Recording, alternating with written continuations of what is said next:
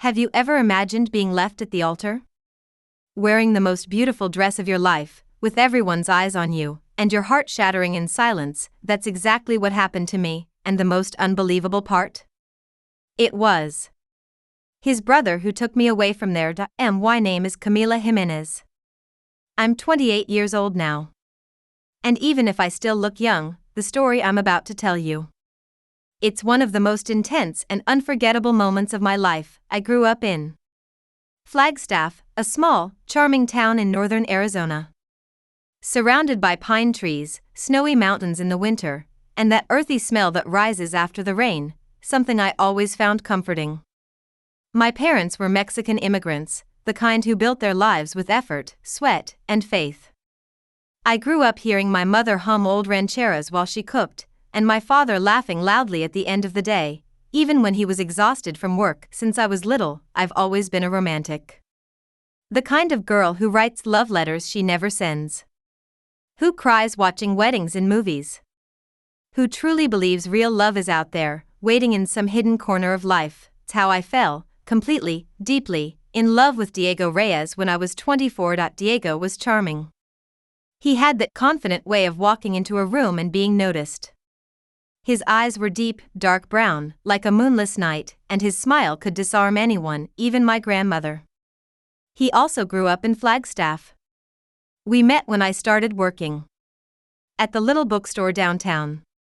He walked in one day looking for a birthday gift for his father. We ended up chatting, laughing. And from that moment on, we were never really apart. We dated for almost 4 years. There were ups and downs, of course. But I truly believed he was the one. When he proposed on top of Cathedral Rock, with the sun setting behind us and a simple ring he chose himself, I said yes without hesitation. Planning the wedding took months, lists, details, dreams. But I loved every second of it. The white lace dress with hand-stitched sleeves, the hall decorated with white daisies, and the song I chose to walk down the aisle, an instrumental version of Contigo Apprendi. On the big day, my mom cried softly as she adjusted my veil. My best friend Mariana whispered, "You look like a princess." And I really felt like one, about to live my very own fairy tale, but no one could have predicted what would happen. Just minutes before the ceremony was supposed to start, I received a message, just one line: "I'm sorry, Camila. I can't do this." My entire world spun. My heart froze for a second, then started racing as if trying to escape my chest. My hands were sweating, my eyes burned, and my makeup trembled with me. I tried calling him. Once. Twice. 6 times. Nothing. No answer. Mariana looked at me, her face pale. "Camila, what happened?" she whispered. I couldn't speak. I just showed her the message. In moments, what was supposed to be the happiest day of my life turned into a nightmare. Guests began to notice. Someone whispered. Another person was already glancing around. And there I was, in a dress that suddenly felt too heavy for the shame crashing down on me. I couldn't breathe. There was a bitter taste in my mouth.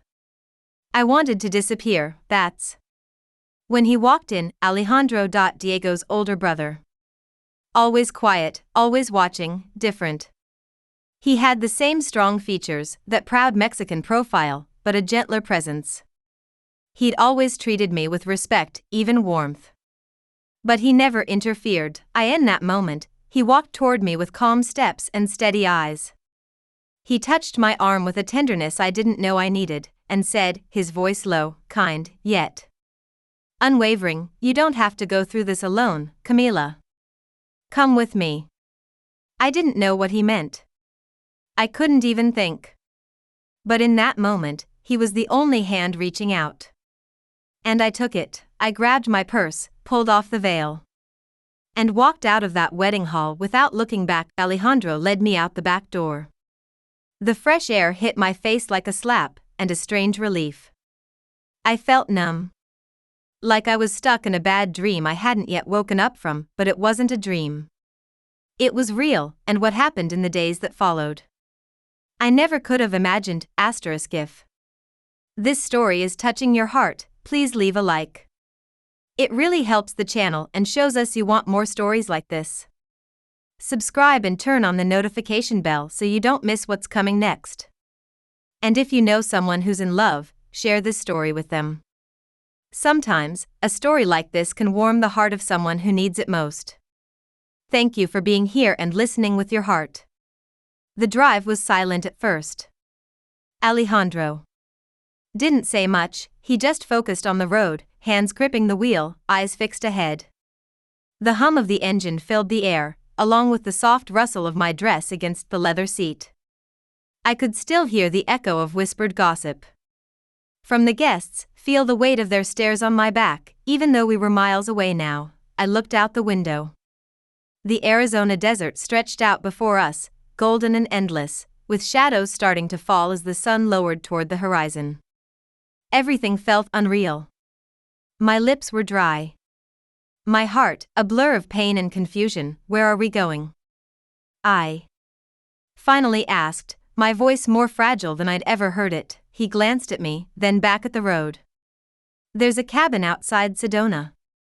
It's quiet. You need space, a place to breathe. I didn't know what to say. Part of me wanted to scream, to cry, to tear off the dress that now felt like a cruel joke. The other part of me just wanted silence. I closed my eyes and leaned my head against the window. I don't remember falling asleep, but when I opened my eyes, the sky was already dark and filled with stars. We were parked in front of a small wooden cabin tucked between trees and red rocks. It looked peaceful, like something out of another world. Alejandro opened my door for me. I'll grab your bag, he said gently. I didn't have the strength to thank him.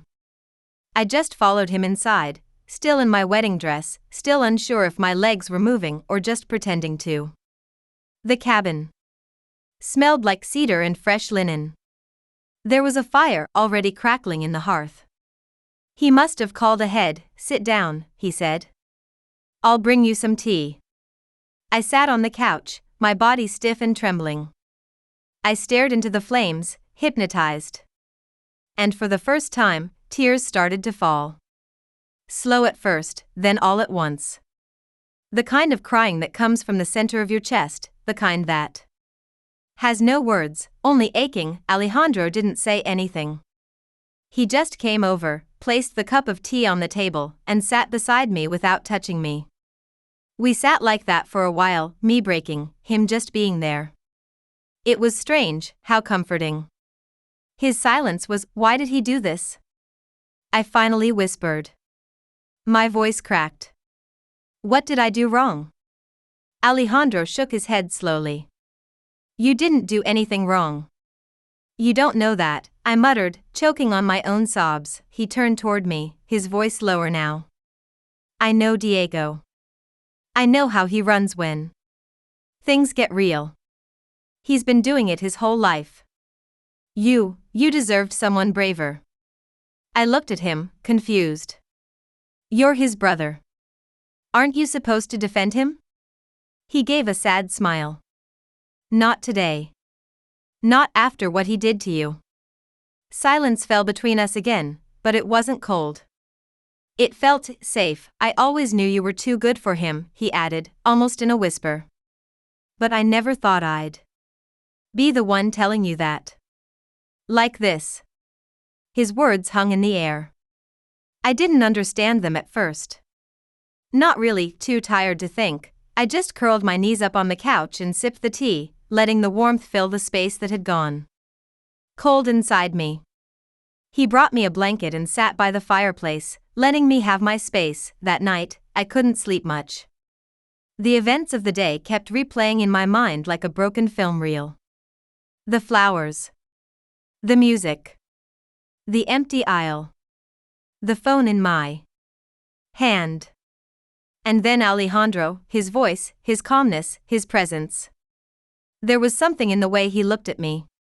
Not pity. Something deeper. The next morning, I found him outside, making coffee. He wore a flannel shirt, sleeves rolled, hair still messy from sleep. He looked nothing like Diego. Not flashy, not polished. Just real. "Solid morning," he said, handing me a mug. I wrapped my fingers around it, grateful for the heat. "Thanks for everything." He nodded. "You don't need to thank me." There was a pause. "A long one, do you want to talk?" "About it?" he asked. I shook my head slowly. "Not yet. Maybe later." He didn't push. Just gave a soft smile and said, "We'll go for a walk later. Nature helps." And it did. That afternoon, we walked a trail through red canyons and pine trees.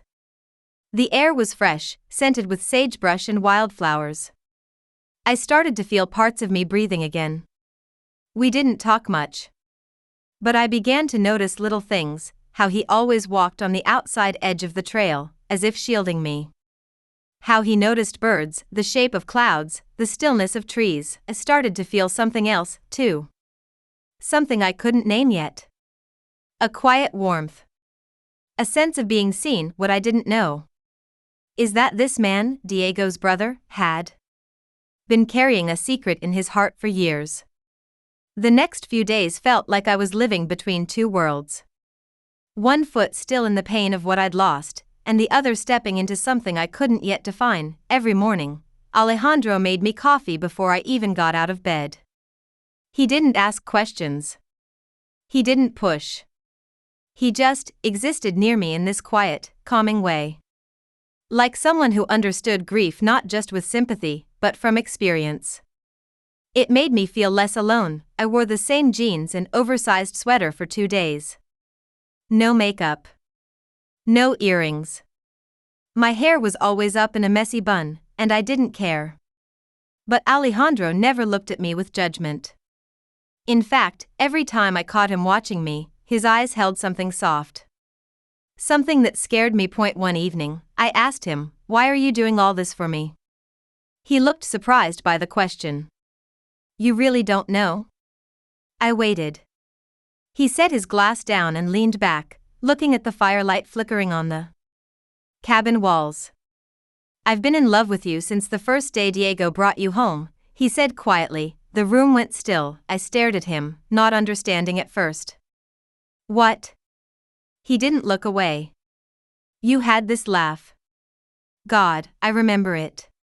We were sitting in the backyard, eating carne asada, and you laughed at some dumb joke Diego made. But I noticed the way you laughed with your whole face. With your heart. And I thought, she's gonna break him. Or he's going to break her. I felt like the air had been knocked out of me. "But you never said anything," I whispered. He gave a half smile. "Of course not. You were his. And you were happy." That was enough. I didn't know what to say. My head was spinning. My heart hurt in a different way now. I thought back on the last few years. All the moments Alejandro had been around, quiet. Helpful, always kind. He was the one who helped me fix the broken light in our apartment when Diego forgot. He was the one who remembered my birthday when Diego was away on business. He was the one who looked at me like I mattered, even when I didn't feel like I did. Tears welled up in my eyes again. But this time, they weren't from the wedding. They were from something deeper. Something I'd buried without even knowing. Alejandro stood up. "Camila, I'm not telling you this to make you feel anything for me. I've kept it in for so long, and after what happened, after what he did, I couldn't hold it anymore."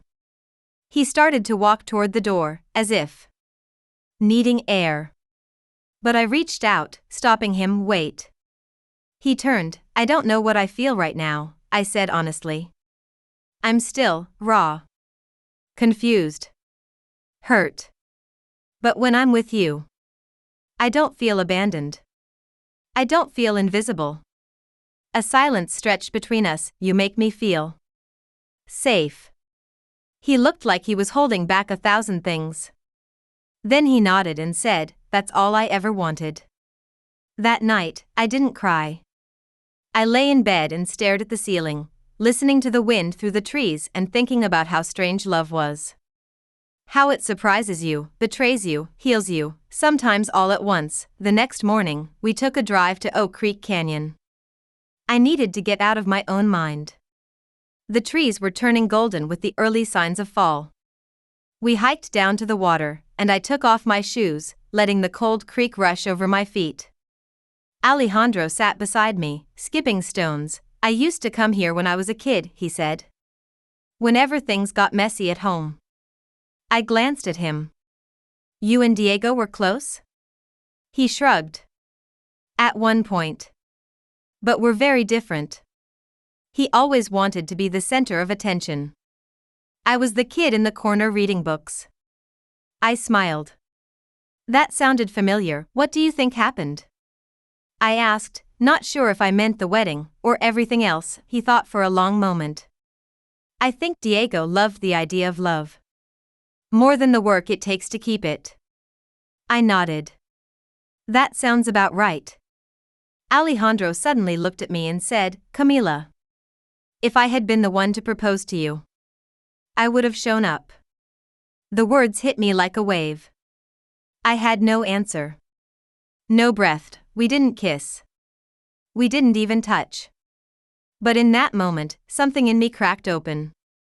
Something long asleep, I felt. Like I was being seen, not as a bride, not as someone broken, not as Diego's ex. But as me. Just me, and for the first time in days. That was enough. The next few days felt like waking up from a long, heavy dream, not because the pain was gone, far from it. But because, for the first time in a long time, I didn't feel like I had to carry it alone. Alejandro never pressured me to talk. Sometimes we'd go hours in silence, just cooking, reading, or walking. But somehow, in his presence, even the silence felt like a conversation. Like a space where I could exist, without pretending. One morning, I woke up earlier than usual. The cabin was quiet. The sun was pouring through the wooden blinds in soft, golden streams. I got out of bed and tiptoed to the small kitchen, where Alejandro was already making breakfast, eggs with green chiles and tortillas warming on the stove. Smells amazing, I said, still groggy. He turned and gave me a sleepy smile. Didn't think you'd be up this early. I couldn't sleep, I admitted. He handed me a mug of coffee and nodded toward the porch. Come on. Let's sit outside. We sat on the wooden steps of the porch, barefoot, coffee in hand, the scent of pine in the air. The forest was quiet except for birdsong and the distant rustling of leaves. After a long silence, I asked him something that had been gnawing at me. Did Diego ever say anything before the wedding? Alejandro sighed. He rubbed the back of his neck like he was searching for the right words. He was acting strange the week before, he said. Quiet. Avoiding people. I asked him what was going on, but he brushed it off. Do you think he planned to leave me all along? I asked, my voice barely a whisper. Alejandro looked pained. I don't know. But I do know he was scared. Of responsibility. Of being enough. And probably, of how much you loved him. I blinked. That last sentence hit me in a place I didn't expect. How could someone be afraid of being loved? I asked. He looked into my eyes, seriously now. Because when someone truly loves you, you don't get to hide anymore. We sat with that truth hanging between us. My chest felt tight. My fingers gripped the mug a little harder. I thought about how much I had poured into Diego. How I had given him every part of me, my trust, my future, my faith, and in return, he gave me silence. Absence. A 5-word text message that ended everything. Later that afternoon, Alejandro suggested we drive into town for groceries. I hesitated at first. Flagstaff wasn't a big place, and I wasn't ready to face curious looks or whispered gossip. But he said something that stayed with me. You don't owe anyone your shame. So we went. I wore jeans and a loose flannel shirt, no makeup. My hair was still messy, but I didn't care. walking through the aisles of the little local market. Felt surreal, like stepping back into a world that had kept spinning without me. At one point, Alejandro reached up to grab a box of cereal from a high shelf. He turned to hand it to me, and our fingers brushed. Just a second, barely a moment. But it felt like my breath caught in my chest. His eyes lingered on mine just a little longer than usual. Then he smiled softly, the kind of smile that said, "I see you." That night, back at the cabin, we cooked dinner together. He chopped vegetables while I stirred the rice, and we moved in sync without needing to say much. There was music playing softly, some old boleros from a playlist he had on his phone. We laughed when I dropped a spoon and it clattered to the floor, sending rice everywhere. It felt normal. Like home. But not the kind of home made of walls and roofs, the kind made of quiet glances and shared silences. After dinner, we sat on the couch with a glass of wine each. The fire was crackling again. I watched the flames dance for a while before I spoke. "Do you think it's possible to fall in love again, so soon after something like that?" He didn't answer right away. He swirled the wine in his glass and said, "I think love doesn't follow rules or timelines. It just happens. Sometimes even when we're not ready." I looked at him. And in that moment, I realized something terrifying and beautiful at once. I was starting to feel again. Not just grief. Not just heartbreak. But possibility. Warmth, hope. Alejandro stood and reached for my hand. "Come on," he said. "Where are we going?" "Outside. The stars are amazing tonight." We stepped out onto the porch again, and above us, the sky was an endless sea of stars. Clear, vast, and full of light. I leaned against the wooden railing, arms crossed, feeling the cool breeze on my skin. He stood next to me, his presence warm and close. "Do you ever think, maybe some things fall apart so better things can find you?" I asked. He looked at me for a long moment before answering. "I think some things don't fall apart. I think they were never meant to hold in the first place. We just didn't see it until we had to." I nodded, my throat tight. I didn't know if what I was feeling was love, or healing, or some strange in-between.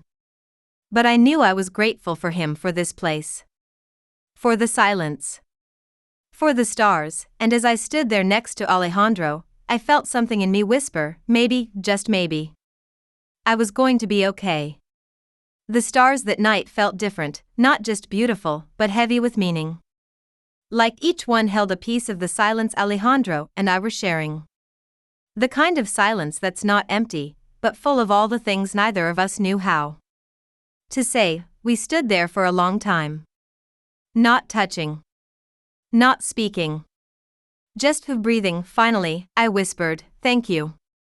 He turned toward me. "For what?" "For everything.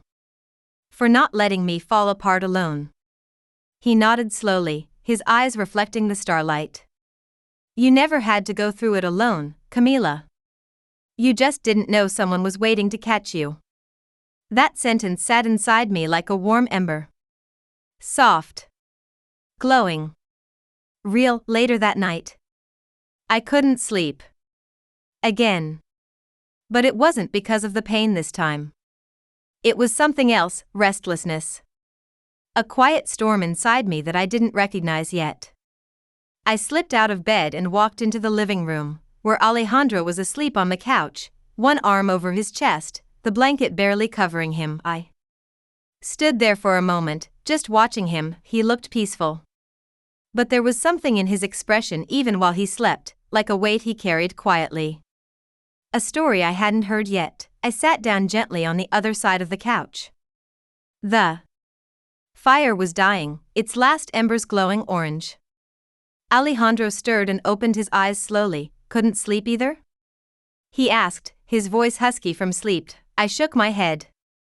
"Too many thoughts." He sat up, pulling the blanket over his shoulders. "Tell me," he said softly. I hesitated, then I whispered, "I don't think I ever really knew who Diego was." Alejandro's face softened. "I think a lot of people fall in love with an idea. I nodded. I think I wanted it to work so badly. I stopped asking if it was actually right. We sat in that truth for a moment, then he surprised me by saying, "Can I tell you something I've never told anyone?" I looked at him, startled. Of course. He took a breath. When we were kids, Diego used to bully me. Not the usual brother stuff. Real bullying. He hated that I was quiet. That I liked books more than sports. He'd call me weak. Make fun of me in front of his friends. Even hit me sometimes. I froze. He kept talking, his voice low. My parents never really saw it. Or maybe they did, and they didn't want to believe it. I learned to keep my distance. To survive. I reached out and touched his hand, instinctively. "I'm so sorry, Alejandro." He shook his head. "I'm not telling you to make you feel bad. I'm just saying. I know what it's like to be invisible. To be overlooked." He looked at me now, really looked, "And that's why I saw you. All these years. Because I know what it's like to give everything and still feel like you're not enough." My eyes filled again. But this time it wasn't from pain. It was from the deep, aching honesty between us. "Alejandro, why didn't you ever tell me how you felt?" He smiled sadly. "Because I thought loving you from afar was better than risking everything. I didn't want to ruin what you had. Even if I wished it was me." I squeezed his hand. "I don't know what I feel yet," I said quietly. "But I know I feel something when I'm with you." We sat like that, his hand in mine, the fire fading, two people slowly coming out of hiding. In the morning, everything looked clearer. The sun rose through the trees, casting long golden lines across the floorboards. The smell of fresh coffee drifted in. I stood at the window and watched Alejandro outside, splitting wood. His movements were strong, steady, but not rushed. He had a patience about him. A presence. I remembered how Diego always seemed to be chasing something: success, attention, control. But Alejandro? He just stood still and let the world come to him, and I realized something then. Sometimes, the love we need isn't the one that makes our heart race. It's the one that makes our soul feel safe. After breakfast, we decided to take the day to explore some of the back trails.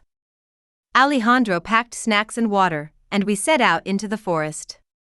The air was crisp, the kind that wakes you up from the inside out. The path twisted through tall pines and sun-drenched clearings. At one point, I stopped and closed my eyes, just listening. The wind in the branches. A bird calling.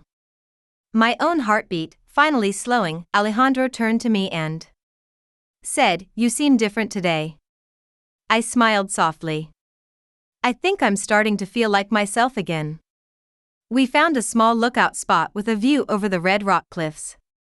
He sat on a boulder, and I stood behind him, hands in my jacket pockets, heart thudding quietly. "I never thought this is how things would turn out," I said. "But I'm glad I ended up here." He looked up at me, expression unreadable. "I've waited a long time to hear you say that," he said. I sat beside him, and for the first time, our shoulders touched.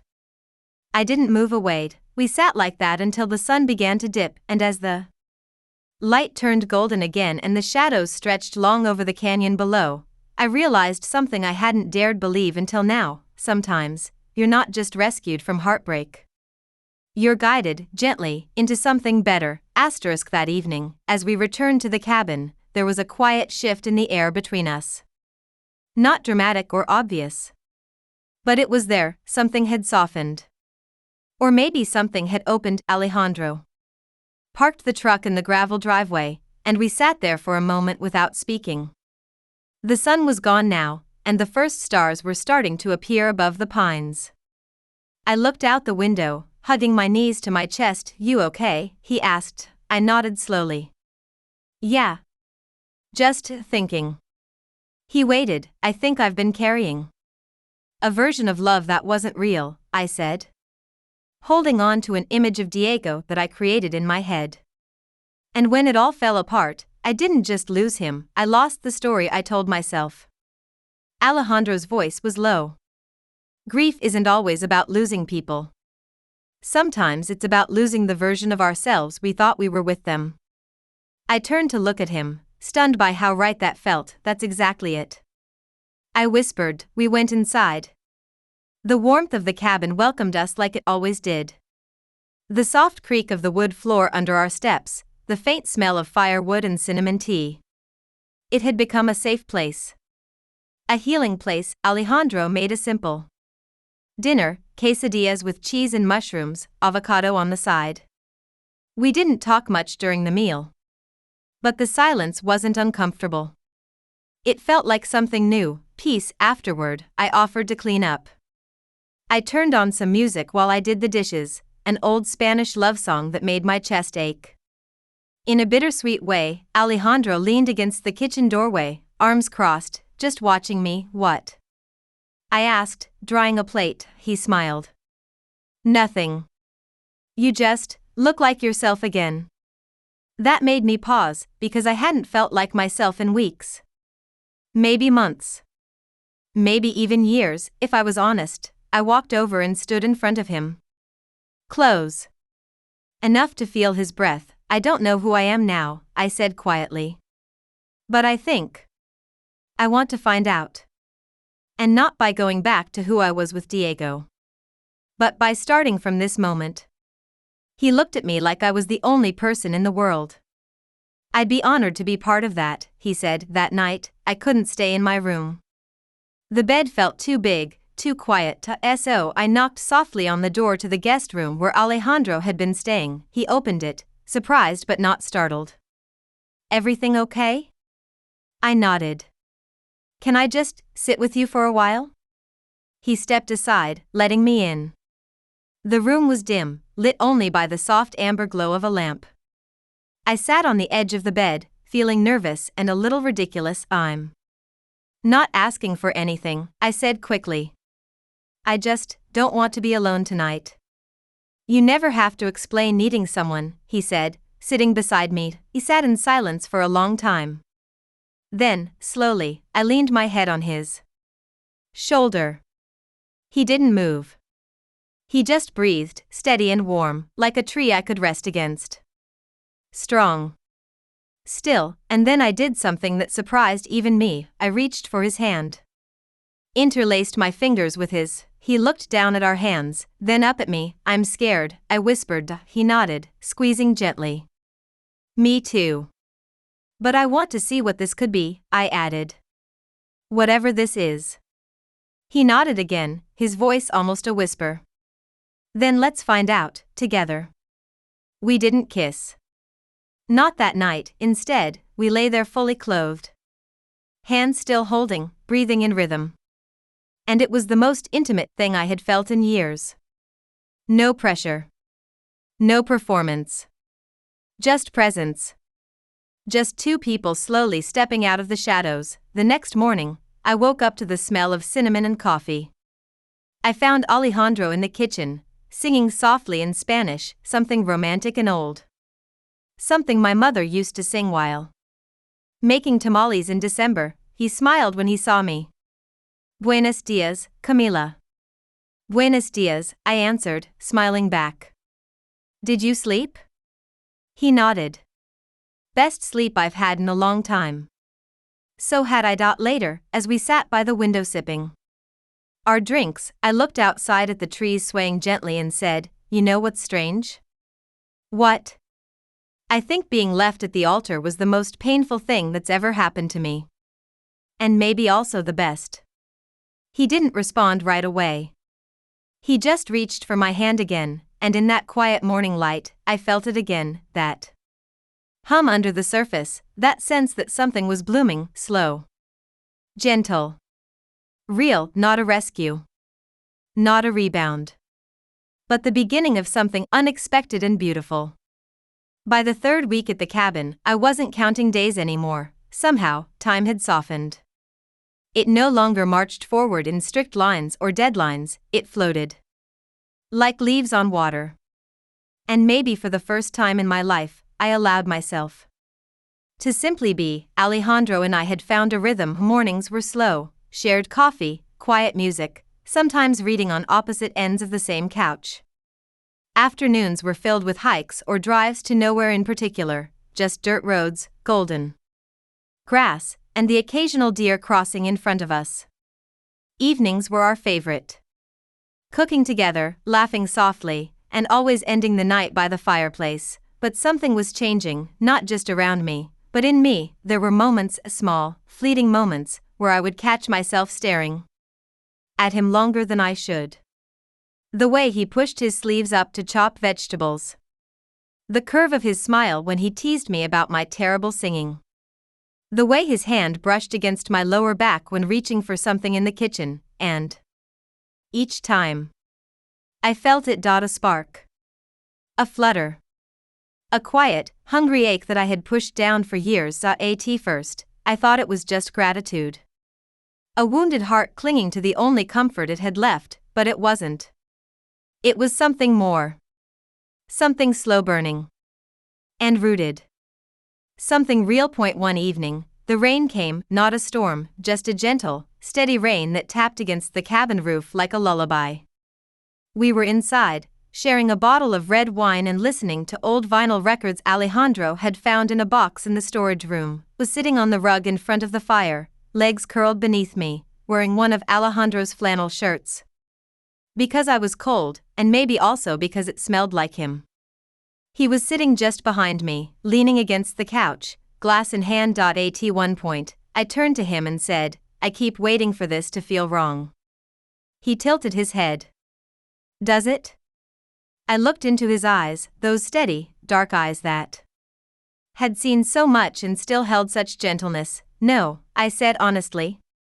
"It feels terrifying. But not wrong." His lips parted slightly, and I could see something flicker across his face. He set his glass down and leaned forward just a little. "Camila," he began. I leaned in too. Not all the way, just enough to feel the air between us shift. "What?" I whispered. He didn't answer right away. His eyes dropped to my mouth. Then back up. And I knew he wanted to kiss me. I could feel it in every cell of my body. The space between us had become a question neither of us wanted to ask first, but both of us were already answering with our breath, our silence, our gaze. But I pulled back not because I didn't want it, but because I did, and that terrified me. "I'm still healing," I said softly. He nodded. "I know. That's why I haven't kissed you." I blinked. "You haven't?" He smiled gently. "Camila, I've wanted to kiss you every day since we got here. But I won't take that step until I know your heart is ready. Not just lonely. Ready." That moment melted me, because I realized just how deeply Alejandro saw me, not just the woman in front of him, but the fragile layers underneath. He didn't want to save me. He wanted to walk beside me. And that's what made all the difference. I reached for his hand, resting on the rug beside mine. Our fingers touched, lightly, deliberately. "Thank you," I whispered. "For letting me find my own way back to myself." "You never left," he said. "You were just covered in heartbreak." That night, I didn't go back to my room. I stayed curled beside him on the rug, my head on his chest, listening to his heartbeat. We didn't speak much after that. Just let the fire crackle and the rain tap its rhythm above us, and in the safety of that night, I allowed myself to wonder, what if the greatest love story of my life wasn't the one I had planned, but the one I never saw coming? The next morning, I woke up in the living room. The fire had died down into quiet ash. The sky outside was still a pale blue, just beginning to stretch toward morning. Alejandro was still asleep, one arm behind his head, the other draped gently across the blanket that covered us both, and I lay there listening to the rhythm of his breathing, feeling something I hadn't felt in a long, long time. Peace, not the kind that's forced or fragile, but the kind that comes from being exactly where you're meant to be, even if you never planned on being there. I sat up quietly and tiptoed to the kitchen. Made coffee. Toasted some pan dulce we'd picked up the day before. The smell of cinnamon and sugar filled the cabin, and by the time Alejandro appeared, shirt wrinkled and eyes still soft with sleep, he was smiling. "Morning," he said, rubbing the back of his neck. "Morning," I replied, handing him a mug. We ate in the quiet of the porch, watching the pine trees sway. I could feel his eyes on me sometimes. Gentle. Curious. Like he was trying to understand how I was shifting right before him. "Can I ask you something?" I said after a while of course. "If Diego hadn't left me, if the wedding had happened, would you have told me how you felt?" He looked away for a second, then back at me. "No. Never." "Why not?" "Because I loved you enough to let you be happy. Even if it wasn't with me." I swallowed hard. "That's the difference, isn't it?" He tilted his head. "You were loving me the whole time, and I didn't even know it." And he was holding me, but never really seeing me. Alejandro didn't respond, but his silence felt like agreement. Spent that day in the nearby town, Sedona again. I wanted to feel like part of the world, even just a little. So we walked through the small art galleries, browsed handmade jewelry at a street fair, and had lunch on a patio shaded by trees turning orange with fall. Found a little bracelet at one of the booths, silver, with a small turquoise heart in the center. I turned it over, and on the back were 2 words in tiny script: "You matter." I bought it, not because I needed jewelry, but because I needed that reminder that I mattered. Even if someone else had made me feel disposable. Even if I'd been left in the most humiliating way possible. Alejandro watched me as I fastened it on my wrist. "You do," he said. "What?" He gestured to the bracelet. "You matter. More than you know." The way he said it made my chest tighten. That night, back at the cabin, we shared a bottle of wine again. But this time, there was a question hanging between us. A quiet tension. The kind that builds when something has been waiting too long to be said or done. I sat on the couch, barefoot, hair down, glass in hand. Alejandro sat next to me, close. Not touching, but close enough that I could feel his presence like gravity. "I need to ask you something," I said, turning toward him. He set his glass down. "Okay. If I kissed you right now, would you stop me?" He paused. "Then, only if you weren't sure." "I'm not unsure," I said. "I'm scared. But I'm not unsure." His eyes softened. He leaned in slowly, so slowly that I could have stopped him at any moment. But I didn't want to. Our lips met, and it was everything I didn't expect. Gentle. Patient. Like he was giving me back a piece of myself I'd forgotten how to hold. We didn't rush. There was no urgency, no performance. Just 2 people meeting at the edge of something real. When we pulled apart, he rested his forehead against mine and whispered, "Camila, you're not a second choice to me. You never were." My throat tightened. My eyes filled. Because deep down, I realized that's what I had feared the most. Not just being left, but being someone's backup plan. Someone's consolation prize. But Alejandro never saw me that way. To him, I was the story he never believed he'd get to live, and maybe, just maybe, I was ready to live it too. We fell asleep together that night, this time tangled in each other's arms, no longer afraid of what it meant. No longer avoiding the truth. The grief hadn't disappeared, but it had transformed. It had made space for something else, and as I drifted into sleep, my head on Alejandro's chest, I thought, sometimes the worst day of your life leads you straight into the best chapter you never planned to write. The morning after our kiss felt different, not in a dramatic, life-altering way. There were no violins, no grand declarations. Just a quiet awareness that something had changed between us. When I opened my eyes, sunlight was creeping through the blinds, painting gold across the wood floor. Alejandro was still asleep beside me, his arm loosely draped across my waist, his breath slow and steady. I lay there for a moment, watching him, letting the feeling settle in my chest. It wasn't Euphoria. It wasn't giddy excitement. It was calm. Safe. Right, I slipped out of bed gently and walked barefoot into the kitchen. I started the coffee pot and stood there, still wrapped in one of Alejandro's flannels, thinking about how fast everything had changed, and how slowly it had happened inside of me. Had loved Diego. I really had. But loving someone isn't the same as being loved well. And somewhere along the way, I'd stopped asking myself if I was truly seen, or just conveniently adored. Alejandro never tried to dazzle me. He just stayed. Quietly. Consistently. Kindly. And now that love had space to grow. It was blooming in the quietest corners of my heart, but life has a cruel sense of timing. Because just when I was beginning to feel whole again, the past came knocking. Literally, that afternoon, we were sitting outside, Alejandro with his sketchpad, me curled up with a book, when we heard a car pull into the gravel drive. It was unfamiliar. Black. Rental plates. Alejandro stood up, his expression instantly tense. I followed him toward the front of the cabin, and then I saw him, Diego. He looked thinner. Hollowed out, somehow. As if the guilt had eaten through parts of him.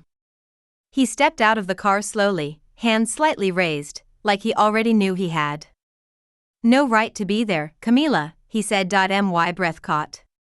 My knees almost buckled.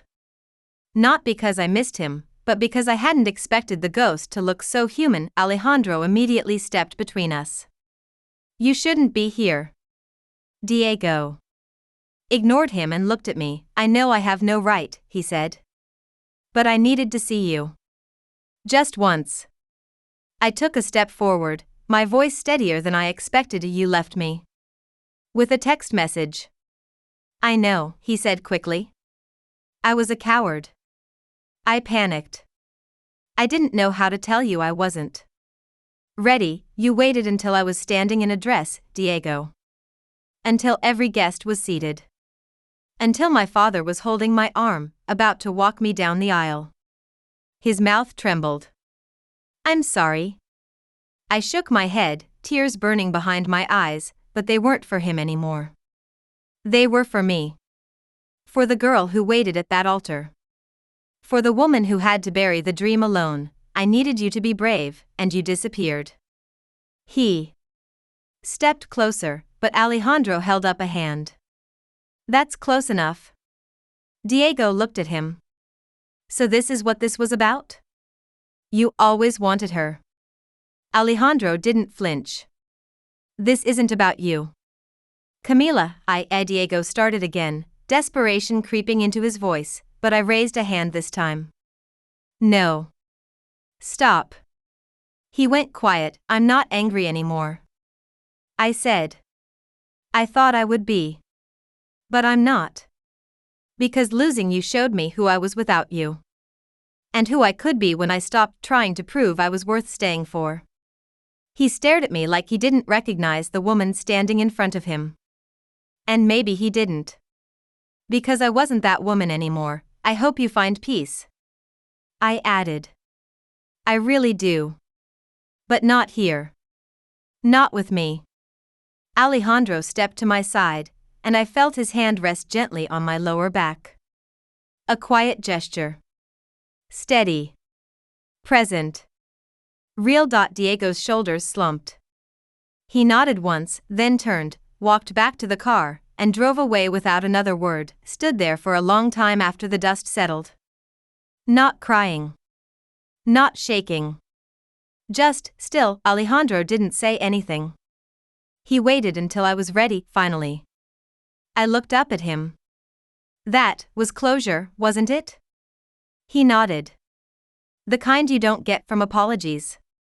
The kind you find inside yourself. We went inside and sat down on the couch. No music this time. Just the ticking of the old clock on the wall and the sound of our breathing, in sync again. I feel lighter, I said. You are. Later that night, after we had eaten, after we had washed the dishes and folded the blankets, I looked at Alejandro and said, I'm not scared anymore. He raised an eyebrow. Of what? Of this. Of us. Of what comes next. He stepped closer, brushing a strand of hair from my face. Then let's find out what next looks like, he whispered, and this time, when he kissed me, there was no hesitation. It wasn't about the past anymore. It wasn't about pain, or healing, or rescue. It was about choosing love. Choosing each other, freely. Finally. Fully, we didn't talk much the day after Diego showed up, not because there was tension, but because some moments are so full, so sacred, that they don't need to be named right away. It was like the cabin itself had shifted. Like the air had changed. Like the last ghost had finally left. Alejandro and I moved around each other with a new ease, a new quiet rhythm. And for the first time since everything happened, I didn't feel like I was trying to heal anymore. I felt whole that night. We made dinner together. Again. Only this time, something about it felt different. We weren't two people clinging to the safety of routines anymore. We were partners, choosing each other moment by moment. I was chopping onions, tears in my eyes, not from pain, just from the sting, and Alejandro came up behind me, wrapped his arms around my waist, and kissed my shoulder. I love you. He said just like that. No build up. No hesitation. No dramatic music.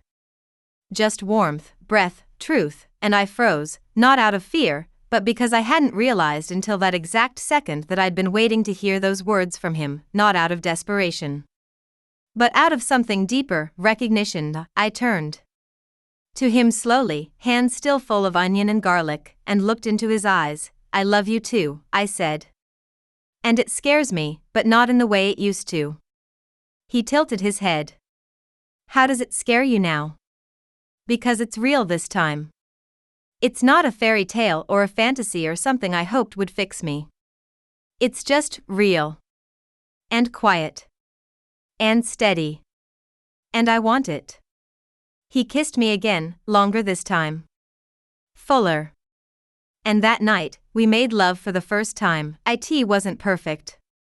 We laughed when he bumped his knee on the side table. I got self-conscious when my hair got tangled. He kissed the scar on my shoulder I usually hide. And yet, it was beautiful because there was no performance. No pressure. Just two people, choosing to love without apology. Later, curled up in his arms, the fire fading in the background, I whispered, "Do you think we're rushing this?" He didn't hesitate. No. I think we've been heading toward this for years. I thought about that, all the moments I hadn't seen him standing quietly in the background. All the birthdays. All the dinners. All the times he'd looked at me and I hadn't known what those looks meant. He'd never tried to take me away from Diego. He'd just waited, and it made me wonder, how many times in our lives do we overlook the people who would love us better, simply because they don't try to prove it with fireworks? Alejandro's love wasn't loud. It wasn't showy. It was a door left open, quietly, every day, waiting for me to walk through it. In the days that followed, we allowed ourselves to be happy. Really happy. We took road trips to nowhere. Made playlists. For each other. Played cards late into the night. I taught him how to make my mom's arroz con leche recipe. He taught me how to use charcoal pencils and let me ruin 3 of his sketchbooks in the process. Even talked about going back to Flagstaff. About facing the people who had whispered and speculated and drawn their own conclusions, and I wasn't afraid anymore, because I knew the truth. I knew what I had survived. And I knew who I had become. One afternoon, we went back to the trail where I'd cried for the first time after the wedding. The spot by the red cliffs where I had once stood with bare feet in the cold creek, wondering if I'd ever feel joy again. This time, I walked into the water and let it soak my jeans up to the knees. Alejandro followed, and we stood there, holding hands, as the sun began to set behind the canyons. "I'm not broken anymore," I said softly. He looked at me.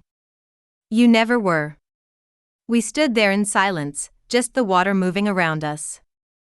And I knew, this love wasn't loud. It didn't need to shout to be known. It just needed room. And time. And truth. I looked at him and smiled. I'm ready, I said. For what? For whatever this becomes. That night, as we lay in bed listening to the wind through the trees, I whispered something I hadn't said out loud before, not even to myself. I don't miss him anymore. Alejandro didn't answer right away. He just ran his fingers gently through my hair, waiting. I don't mean I've forgotten, I said. Or that it didn't matter. But it's like, it stopped echoing. He nodded slowly, still quiet. Letting me say it in my own way. I spent so long wondering what I did wrong, I added. If I was too much. Or not enough. If I had asked for too much. If I had loved the wrong way. And now, he asked gently, now I realize. I didn't love wrong. I just loved someone who wasn't ready to be loved that deeply. Alejandro exhaled softly. Camila, that's not your burden to carry. Some people leave because they're running from themselves, not you. I thought about that. About all the versions of Diego I had tried to understand. The version who charmed everyone. The version who pulled away when things got serious. The version who held me at night and told me I was his world, and the version who disappeared when it was time to prove it, and I realized. I had tried to love every version of him, except the one that mattered, the version that was never fully present. I'm done making myself smaller to fit into someone else's absence, I said. I'm done being grateful just to be chosen. Alejandro looked at me then, really looked at me. His eyes didn't hold pity. They held pride. That's the woman I fell in love with, he said. I smiled, feeling something in me settle over. The next few days, something shifted in how we moved together. It wasn't just the warmth or the kisses or the small touches that said, I see you. It was how we made decisions. Together. One morning, Alejandro handed me a folded piece of paper. I opened it, expecting maybe a note, or a list of groceries. It was a flight itinerary. San Diego? I asked, surprised. He nodded. I got a lead on a job there. It's not permanent, just a few weeks. I thought maybe you'd want to come with me. I blinked, caught off guard. He noticed my silence.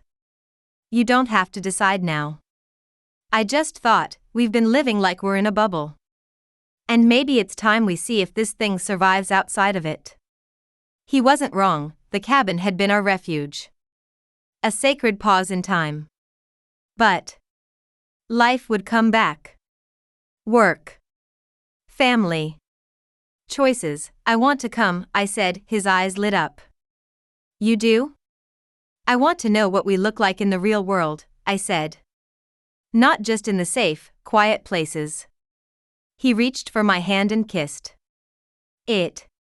Then we'll figure it out. Together. We packed our things slowly, over the course of 2 days. Each item felt like a memory. The flannel I borrowed that first morning. The wine glasses we clinked after Diego left. The books we half-read. The blanket we had fallen asleep under more times than I could count. Before we left, I walked to the edge of the forest behind the cabin. Stood in the same spot where I had cried the first night. The night I thought I had been destroyed. I closed my eyes and whispered, thank you. Not to Diego. Not even to the universe. But to myself. For surviving. For growing. For loving again. Alejandro came up beside me, took my hand. Ready? He asked. I think I've been ready, I replied. I just didn't know it until now. We drove away from the cabin with the windows down. The sky was wide and endless above us, and Alejandro reached across the seat to hold my hand. He didn't need to say anything. Because for the first time, everything was clear. This wasn't a story of rescue. Or revenge. Or rebound. It was a story of return. To myself. To love. To something I never thought I'd find again, not after being left standing at the altar. Holding pieces of a broken promise, and yet here I was. In a truck. With a man who never asked me to be anyone but who I already was loved. Whole. Enough. San Diego was nothing like the quiet woods around the cabin. It was louder. Busier. The kind of place that made you look twice before crossing the street and kept you awake at night with the hum of the city.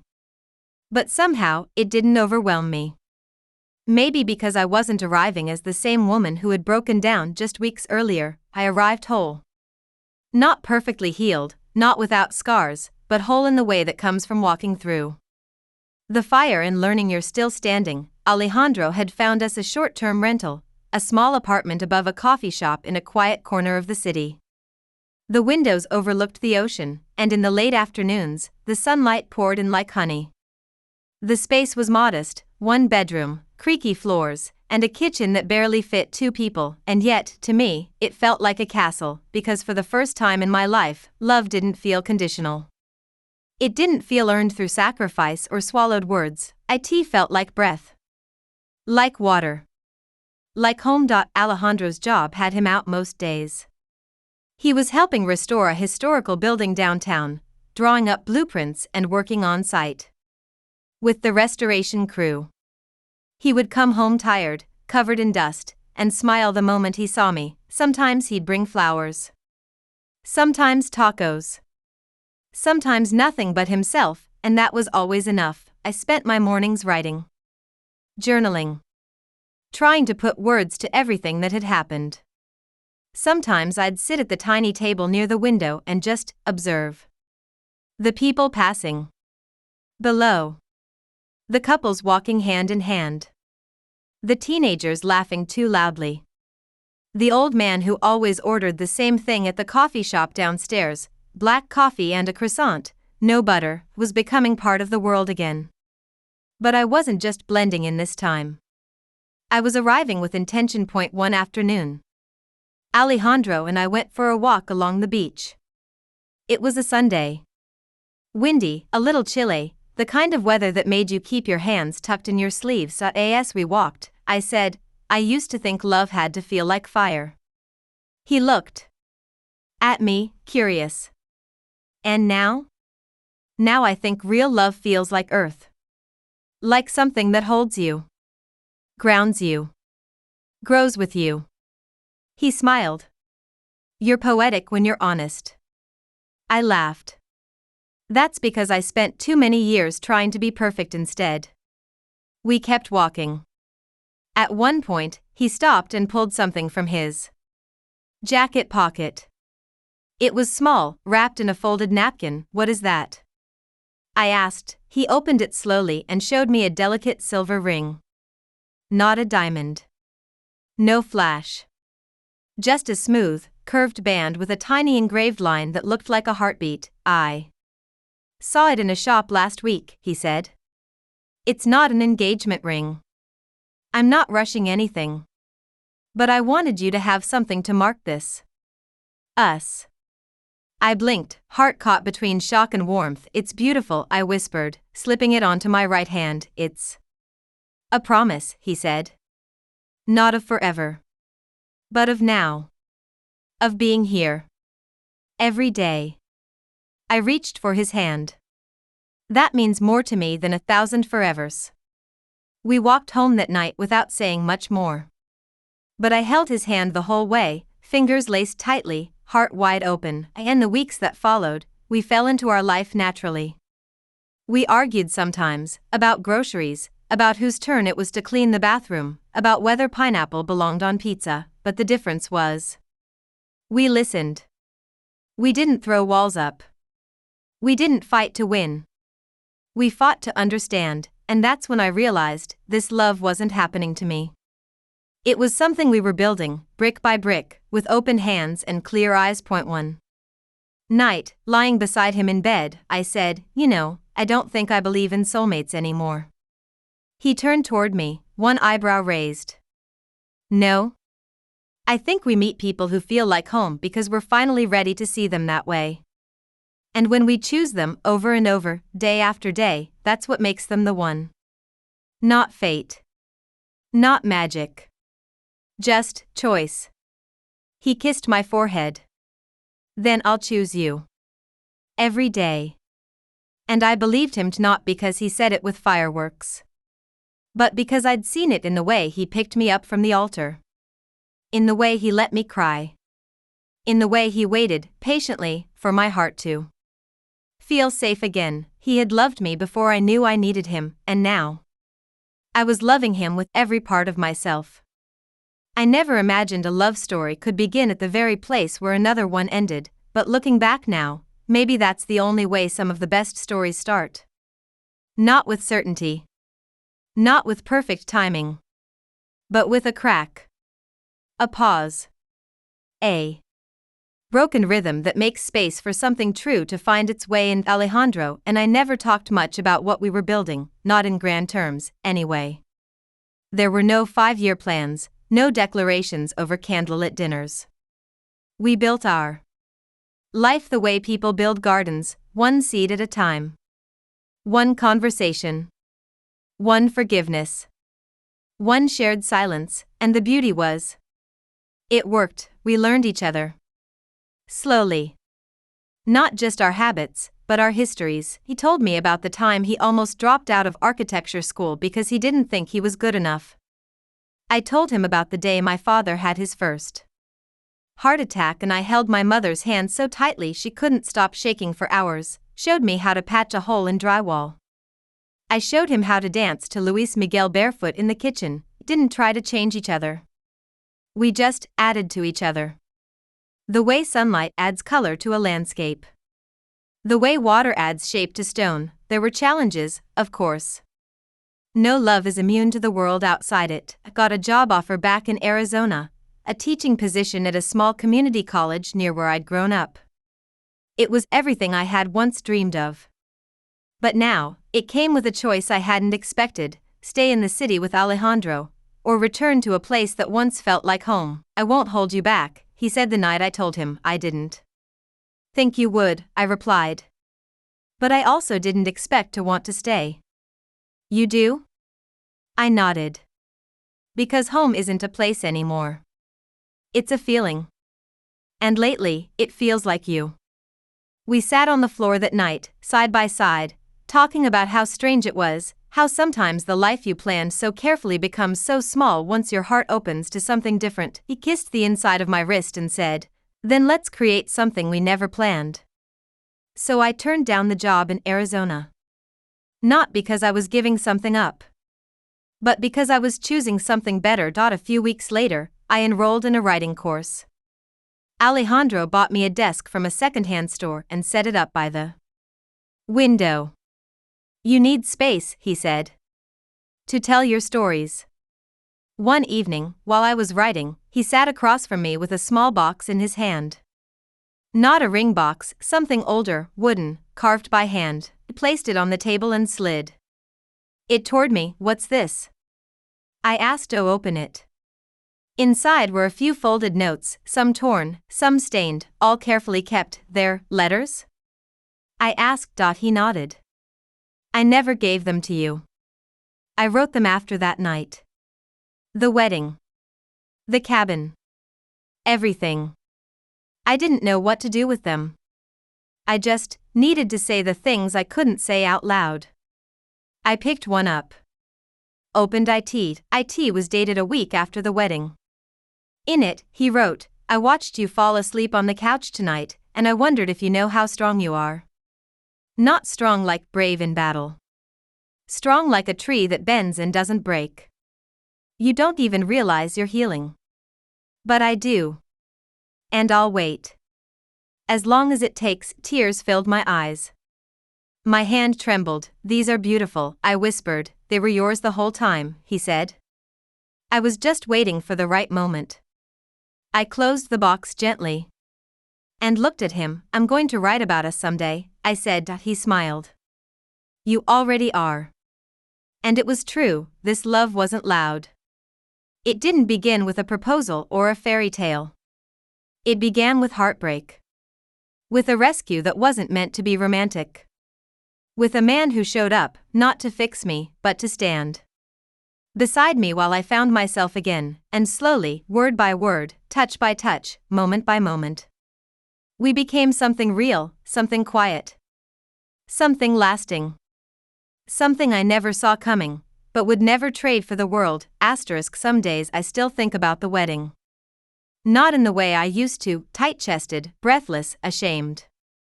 Now, when I remember it, it feels like another life. A chapter that ended so a better one could begin, and maybe that's all heartbreak really is. Not the end, but a turning point. A place where the road splits, and if you're brave enough to walk the unfamiliar path, something beautiful can find you there. Alejandro never asked me to forget what happened. He never once pretended my past didn't exist. Instead, he honored it quietly, gently. He let it live beside us until it didn't hurt anymore, and that's what real love is. I think it doesn't ask you to become someone new. It doesn't need you to erase who you've been.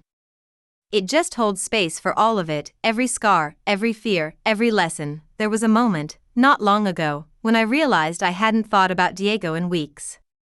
Not even in passing. Not even in dreams. That part of my life had softened into something distant, like a closed book on a shelf I no longer needed to open. Not because I hated him, but because I had forgiven myself for loving someone who couldn't stay. Alejandro and I were sitting on the beach again. It had become our ritual. Every Sunday, rain or shine, we'd bring a blanket and a thermos of coffee and watch the waves crash in their endless rhythm. We rarely talked during those mornings. We just were present. Content to that day, I turned to him and said, "Do you think it's strange that I had to lose everything to find this?" He shook his head. "No. I think you had to lose the illusion. Not everything." I smiled, leaning my head against his shoulder. He always had a way of turning pain into perspective. Later that afternoon, I opened my laptop and started writing something new. Not a journal entry. Not another letter to myself. But a story about a woman left at the altar. About a brother who stepped in, not to save her, but to see her. About love that blooms in the wreckage. About a second chance that didn't feel like settling, but like finally being chosen back. I didn't give the characters our names, but every word was ours. Every beat, every tear, every kiss, weaved into fiction, but born from truth. When I read the first few pages to Alejandro that night, he didn't interrupt once. He just listened. When I finished, he looked at me with the kind of pride that makes your whole body feel seen. "You wrote us," he said softly. "I wrote what love really looks like," I replied, and he nodded, pulled me close, and kissed my temple. "You should share it," he whispered. "There are people who need to hear this. Women who think being left means they're unlovable. People who think heartbreak is the end." I didn't say anything. Not right away, but in my chest. Something stirred. Maybe this story wasn't just mine. Maybe it belonged to every woman who's ever been left, doubted, questioned, or broken down by someone who couldn't love them fully. Maybe it was a way to turn pain into power, silence into story, and survival into something sacred. That night, I sat up late, editing my draft. Alejandro was already asleep, his hand stretched across the bed as if waiting for me to return, and I knew then, I wasn't just healing anymore. I was thriving, because the truth is, love doesn't always arrive when you want it. It doesn't always look like a fairy tale, or sound like music, or come in the arms of the person you thought you'd grow old with. Sometimes love walks in quietly. Sometimes it waits until you've fallen apart, then helps you gather the pieces. And sometimes, if you're lucky, love doesn't need you to be perfect. It just needs you to be ready. They say the heart remembers what the mind tries to forget, and I think that's true, because long after the dresses are boxed up, long after the flowers wilt, and long after the music fades from that almost wedding, what stays is the feeling, the heaviness of being left. The echo of your name not being called. The ache of a promise that broke without warning. But time is kind in ways we don't always recognize. It doesn't erase what happened. It doesn't rush your healing. It simply stays long enough for the pain to shape you, and for love to find you again, not the love you once begged for. Not the version you thought would complete you. But the kind that sees your cracks and still chooses to stay. The kind that doesn't ask for perfection, just presence. That's what Alejandro gave me. He never tried to fill the silence with answers. He never rushed my grief. He just kept showing up, softly, steadily, day after day, until I could finally look at him and see what had been there all along, someone who loved me before I was ready to love myself again, someone who stood in the shadows, not because he didn't want to be seen, but because he wanted me to shine first. And now, when I tell this story, I don't tell it from the wound, I tell it from the scar, because scars mean something beautiful, that I've been through it. That I've healed. That I survived. I've learned that being abandoned doesn't make you unworthy. Being left doesn't make you broken. And heartbreak, as brutal as it feels in the moment, is not the end of your story. Sometimes it's the beginning of the part that really matters, because love, real love, is not about who chooses you in front of a crowd. It's about who chooses you in the quiet. When no one's watching. When the dress is gone, the flowers are forgotten, and your heart is in pieces, the person who kneels down, gathers those pieces with care, and says, "You don't have to fix yourself before I love you." That's what Alejandro did. And that's what I hope for every woman who listens to this story, that if you've ever been left, if you've ever been told you were too much or not enough or just bad timing, that you know this: you are still lovable. You are still worthy. You are still enough, not someday. Not if someone stays. But now. As you are, I was left at the altar. But I wasn't destroyed, I was redirected. To a kind of love I didn't even know how to dream of, and today, I wake up beside a man who doesn't make promises he can't keep. He makes breakfast. He makes space. He makes me feel like I've never been hard to love, not even for a second. So. If you're standing in the ruins right now, wondering if you'll ever feel whole again, I want you to know, this isn't the end. It might just be your beginning, and maybe, just maybe, there's someone out there right now, quietly loving you from the sidelines, waiting for the moment you're ready to be loved right. All I know is, I'm glad I walked out of that church. I'm glad I looked up and saw him, and I'm so deeply, eternally grateful that he looked back and stayed.